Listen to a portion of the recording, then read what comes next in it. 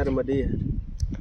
जैसा कि आप सब जानते हैं कि मैं लगातार कई दिनों से सिद्ध साधु संतों का, गुफाओं में रहने वाले साधु संतों का और जो तपस्या करते हैं उन साधु संतों का दर्शन कराता हूँ, उनकी कुटिया का दर्शन कराता हूँ, उनसे सत्संग लेता हूँ। उसी कड़ी में मैं आज एक स्थान में पहुँच गया हूँ जिस स्थान का नाम है अमरावती गंगा। यहाँ पर संकट मोचन हनुमान जी का मंदिर है और यहाँ पर रह कर के कई लोग तप साधना करते हैं, उनसे सत्संग लेते हैं और कुछ अपने प्रश्न हैं उनके उत्तर जानते हैं। तो चलिए चलते हैं, मिलते हैं उन संत से। नर्मदे नर्मदे हर सीताराम। नर्मदे हर महाराज जी। तो हमारे महाराज जी हैं, एक कई वर्षों से भगवान के लगातार सेवा में लगे हुए हैं, हनुमान जी के और भी सभी भगवानों के। तो महाराज जी से कुछ प्रश्न उत्तर करते हैं, अपने अनुभव कुछ बताएंगे हमको। महाराज जी, हाँ, आपके ऊपर विशेष कृपा ऐसा क्या क्या हुआ है, आप थोड़ा सा उसको बताने का कृपा करें। और जैसे आप हनुमान जी का सेवा कर रहे हैं लगातार कई वर्षों से, तो उस पर आपको क्या? अब वैसे हनुमान जी के प्रति श्रद्धा रही है, नर्मदा मैया के प्रति श्रद्धा रही जी है जी और सभी देवी देवताओं के प्रति श्रद्धा रहती है। जी महाराज जी। और ये हमारे से अमरकंटक क्षेत्र है और यहाँ पर ये अमरकंटक क्षेत्र में अमरावती गंगा मैया का उद्गम स्थल है। जी जी यहाँ पर ये हनुमान जी की त्रिलोचन संकट मोचन हनुमान जी की प्रतिमा है। जी यहाँ से गंगा मैया का उद्गम स्थल है, अमरावती गंगा मैया का। जी बरगद का पेड़ है एक, जी। और यहाँ है विशाल बरगद का, विशाल बरगद का पेड़ है। यहाँ पर बहुत से यात्री आते हैं जी गुरुजी, और उद्गम स्थल में स्नान करते हैं, जल ग्रहण करते हैं जी और त्रिलोचन संकट मोचन हनुमान जी का दर्शन करते हैं जी। और अपनी मनोकामनाएं सबकी पूर्ण होती हैं। यहाँ पर ज्यादातर यहाँ पे कई प्रकार के अनुभव होते हैं। जी जैसे हमारे एक साथी हैं जो रामायण पाठ करते हैं, यहाँ पर रामायण पाठ अखंड चलता है। जी जी। अभी ये कोविड हुआ था जब, उस समय से थोड़ा रामायण पाठ में दिन भर चलता है, नहीं तो 24 घंटे लगातार चलता रहता था। जी। हमारे एक साथी हैं बलदाऊ करके, जी जी। तो वो भी यहाँ रामायण पाठ करते हैं। एक समय वो रात के लिए बाथरूम के लिए निकली, सीढ़ी पर से नींद के झोंका में गिर पड़े। गिरने के कारण उनकी कमर की हड्डी एक टूट गई। जी।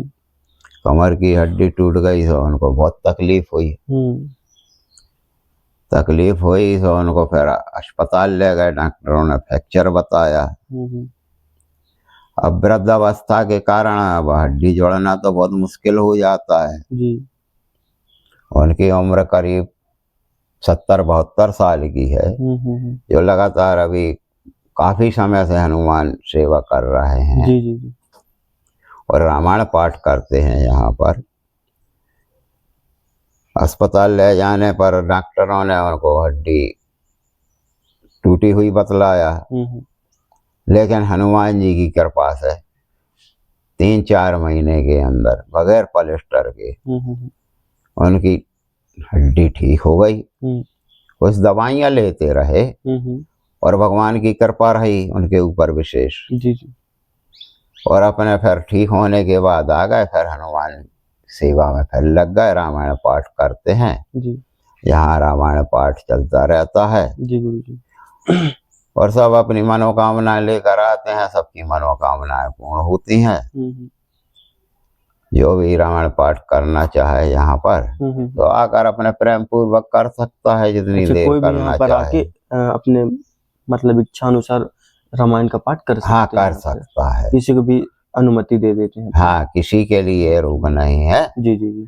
क्योंकि हनुमान जी के लिए राम कथा तो रामचरितमानस का पाठ सबसे प्रिय है। जी जी। महाराज जी, आप रामायण का पाठ करते हैं, कोई उसमें ऐसा श्लोक है जिससे जो भी मतलब विद्यार्थी हो या फिर जिसको कम समय है, वो उस मंत्र का, उस श्लोक का पाठ करके भगवान का प्राप्ति कर सके और मोक्ष की प्राप्ति कर सके और अपना सफल हो सके अपने जीवन में। अब जैसे विद्या के लिए है जी गुरु जी। तो विद्यार्थियों के लिए तो ये श्लोक सबसे उत्तम है तुलसी रामचरितमानस में। हाँ। कि गुरु ग्रह पढ़न गए दो भाई, अलप काल विद्या सब आई।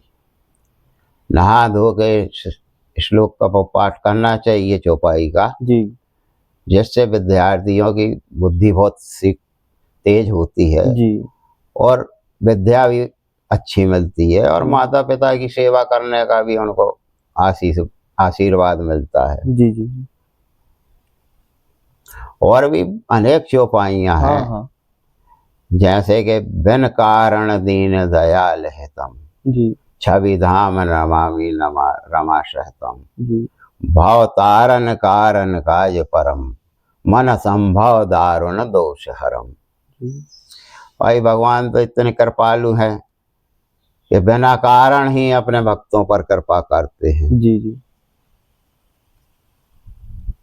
थोड़े में ही प्रसन्न हो जाते हैं। सच्चे मन से श्रद्धा से उनके स्मरण किया जाए तो वो उसी में प्रसन्न हो जाते हैं और उनकी मनोकामना पूर्ण करते हैं और संसार से भवसागर से पार लगा देते हैं। जी जी। निष्कपट भाव से उनका नाम लेना चाहिए, स्मरण करना चाहिए और अपना रामचरितमानस का हो सके तो पाठ करना चाहिए। जी गुरु जी, बहुत सुंदर। महाराज जी, आप कहाँ से हैं वैसे? हम सागर जिले से हैं। अच्छा, सागर जिले से हैं। यहाँ आपको यहाँ के बारे में कैसे जानकारी मिला गुरु जी? यहाँ के बारे में वो हमारा नर्मदा मैया से हमारा लगाव शुरू से रहा। अच्छा, अमरकंटक से शुरू से रहा है? शुरू से रहा है। अब ये अमरकंटक क्षेत्र है। हाँ, मैकल पर्वत का क्षेत्र है। बिल्कुल मैकल पर्वत का। संतों की भूमि, तप भूमि है ये। जी जी बिल्कुल। यहाँ कई संत दृश्य रूप से तपस्या में लीन है। हाँ, जो समय समय पर मनुष्यों को दर्शन भी दे देते हैं। बिल्कुल बिल्कुल। तो इतना पावन क्षेत्र होने के कारण, नर्मदा माँ से लगाव होने के कारण, हनुमान जी की कृपा से, नर्मदा मैया की कृपा से, जी, सबके आशीर्वाद से यहाँ आ गए। जी, बहुत सुंदर माँ जी, एकदम शांतिपूर्ण, बहुत शुद्ध वातावरण, सब कुछ यहाँ अनुकूल, मस्त वातावरण परिपूर्ण है सर। यहाँ बहुत अच्छा मौसम है। जी जी। और यहीं से माँ गंगा मैया का अच्छा उद्गम स्थल है। बहुत पुराना बरगद का वृक्ष है। जी गुरु जी। इसी के नीचे से उद्गम स्थल है अमरावती गंगा मैया का। जी जी। अच्छे यहाँ स्नान करो। बहुत शांत वातावरण है। जी। और अब न बस भजन करो, पूजा करो, पाठ करो और अपने अब सब कुछ संसार में हो ही गया, देख लिया। अब तो बस जितना भक्ति भाव से सेवा बन सके तो करते हैं। जी गुरु जी। अच्छा, और ये इच्छा है। जी जी। महाराज जी, आपके जीवन काल में कोई आपको मतलब आपके नजरिए में या आपके साथ कोई चमत्कार प्रभु का हुआ हो तो आप ऐसा कोई मतलब चमत्कार? अब चमत्कार तो मनुष्य जीवन में सबके लिए अपने निजी चमत्कार देखने को मिलते हैं जीवन में। कई लोग समझ पाते हैं उसको, कई लोग समझ नहीं पाते महाराज जी। और ज्यादातर लोग समय उनको समझा देता है। जी जी। और उनको इस बात का एहसास हो जाता है कि ईश्वर की कृपा से सब कुछ हो रहा है। जी। बगैर भगवान की इच्छा से कुछ नहीं होता, सब उन्हीं की कृपा से होता है। और जो ईश्वर को भजता है, अपने ईश्वर का स्मरण करता है, पूजा पाठ करता है, ईश्वर के प्रति श्रद्धा रखता है, जी, तो उसके अनेकों प्रकार के कष्ट हैं जो थोड़े में निकल जाते हैं और मनुष्य को उनका एहसास नहीं होता है। और अधर्मी लोगों के साथ तो बहुत बड़ी बड़ी दुर्घटनाएं हो जाती हैं। जी। जीवन में कई प्रकार की तकलीफें भोगते हैं और अपने कष्टों में जीवन व्यतीत होता है उनका। जी जी ईश्वर का नाम लेने से सिर्फ कलयुग में तो केवल नाम आधार है। नाम आधार। ये कहते भी हैं, कई संत से मैं सुना हूँ, मैं अक्सर संतों से मिलते रहता हूँ, तो ऐसा उनसे मेरे को जानकारी मिला कि जो कलयुग है इसमें केवल नाम जप से आप भगवान की प्राप्ति कर सकते हैं। हाँ, कलयुग में केवल नाम जप ही उत्तम है, जी और सिर्फ नाम लेने से ही जी जी सब कुछ हो जाता है। जैसे त्रेता युग है, द्वापर युग है, उसमें कई वर्षों तक, हजारों तक तप करना पड़ता है, यज्ञ करना पड़ता है, जी वो करना पड़ता है, पूजा पाठ करना पड़ती है। हम्म। और कलयुग केवल नाम आधार, समर समर नर उतर ही पा रहा। सिर्फ कलयुग में नाम लेने से ही ईश्वर के जी जो यज्ञ तप में फल मिलता है, वो केवल सिर्फ ईश्वर का नाम लेने से ही उन फलों की प्राप्ति होती है। जी जी और इस संसार से तरता है मनुष्य। बहुत सुंदर महाराज जी। एक महाराज जी श्लोक आप सुना दीजिए मेरे को, ऐसा कुछ बढ़िया सा। और अब ईश्वर की कृपा से रामायण के जितने भी श्लोक और चौपाइयां हैं, जी सब बिल्कुल अद्भुत मंत्र अद्भुत हैं। बिल्कुल है।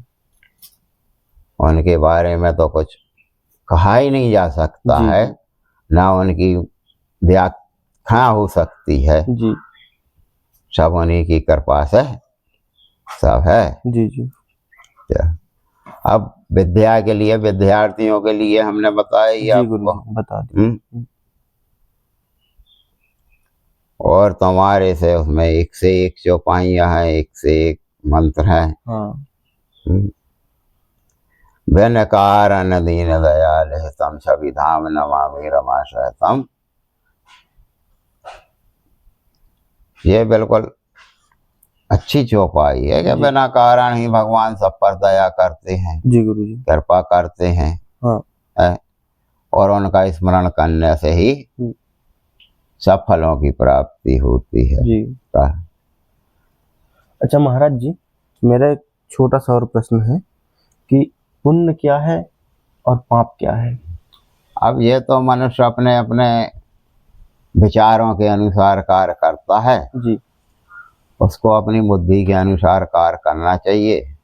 जी अब उसी में उसको एहसास होता है कि ये काम हम गलत कर रहे हैं। हाँ और ये काम हम सही कर रहे हैं। जी भाई, किसी गरीब को ना सताएं, हाँ अपने से कमजोर को ना सताएं। जी गुरु जी जहाँ तक बन सके तो हर जीव में अपने ईश्वर का देखें, हाँ ईश्वर का अंश देखें। जी गुरु जी यही सबसे बड़ा है। दूसरों को तकलीफ देना ही सबसे बड़ा पाप है। जी गुरु जी, दूसरों को तकलीफ दुख देना, सबसे बड़ा। तकलीफ देना सबसे बड़ा पाप है हमारी नजर में। जी गुरु जी और सब वही है।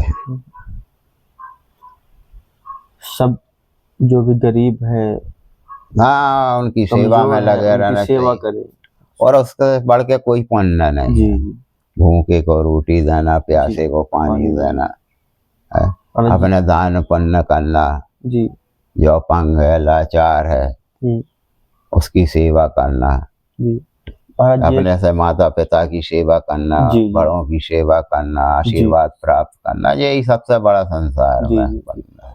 एक बड़ा सुंदर लाइन है महाराज जी,